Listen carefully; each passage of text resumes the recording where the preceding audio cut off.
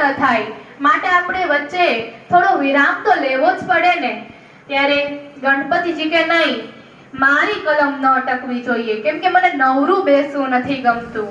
હું નવરો બેસું ને તો હું મારું કોઈ કાર્ય ન કરી શકું, માટે મારી કલમ ન અટકવી જોઈએ.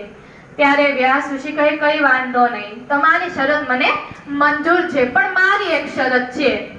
હું જે તમને શ્લોક લખાવું ને, એ શ્લોક તમને સમજાય તો જ તમારે આગળ લખવાનો, નહીંતર તમારી કલમ ત્યાં તમારે અટકાવી દેવાની.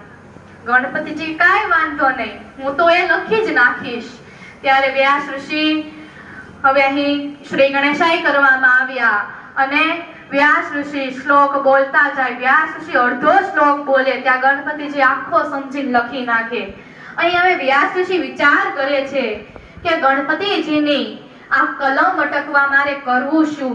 ત્યારે વ્યાસ ઋષિએ વિચાર કર્યો અને ભાગવતના દરેક 100 શ્લોકે એક કુટભાષિત શ્લોક મૂકવામાં આવ્યો. કુટભાષિત શ્લોક, એવો શ્લોક કે ભાષા જેની પાસે ખૂબ તપ, ધ્યાન, સમાધિ હોય ને એ જ ભાષાને ઉકેલી શકે. એ સમાધિ ભાષા છે.